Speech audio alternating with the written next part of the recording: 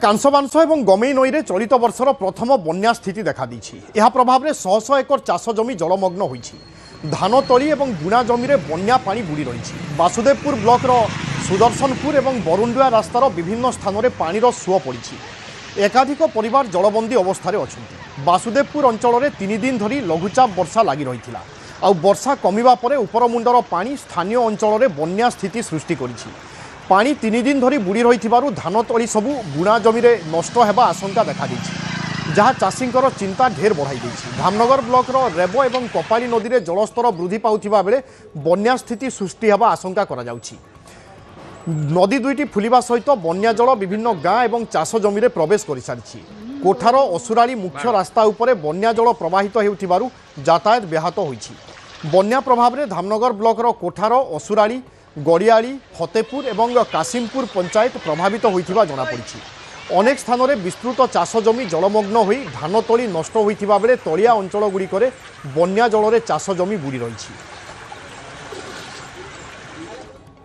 सर्वाधिक पानी ये हुए सब बेलेटा गमीर शाखानाल गमी जोटा अच्छी आपड़ जोटा पछपट को देखुं सेटा बालेश्वर सीमा बाईसबाटी चालुणीगा दयानिधिपुर ये सब लगी जोटा कांसबांश निकट मो सबुठ बड़ कथा हूँ जामझाट ठू जिते पानी आसे सबू पानी यही ही ड्रेनेज हुए तो टिके चूड़ामुणी मुह आमर या ठार टिके उच्चा रोथुवार पानी टे कटिबार सब असुविधा हुए। आप विगत वर्ष मानक देखी प्रबल वर्षा हबार आमर पानी बहुत आम गाँ चारिपिठी पानी घेरिक रही। आम बजार कि मार्केट जापारूँ खाइबार असुविधा होची। तेणु आमर चाषबास जहाँ तला पकईलु सब चलीगला। प्रबल वर्षारू आमर विभिन्न क्षति भी। एपटे सापुआ नदी में बन्या आसिबा परे चाषी बेहाल। चाष जमी 5 फुट्र बन्या जल माड़ी जिबा परे समस्त धान तली नष्ट हो जाइछि। उजुड़ी जाइछि एकर एकर धान चाष। आठगड़ ब्लॉक तरडिंग तेंतुलिया बालझरी और गजा आंबर व्यापक क्षयक्षति होइथिबा कहिसंती चाषी। सेहिभଳି बरंबा दिनियारी रे 10 फुट्र घाई सृष्टि हेबा परे चिंता बढ़ी जाइछि। जिलापालଙ୍କ सहित क्षतिग्रस्त अंचल बुली स्थिति परखिसंती बीडीओ और तहसीलदार।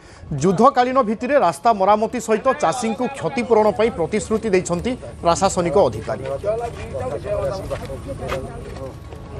असुविधा आम जब जापर था आम कि पतले फले उठे जहाँ करूँ आम तो से विषय किसी जापारूनी।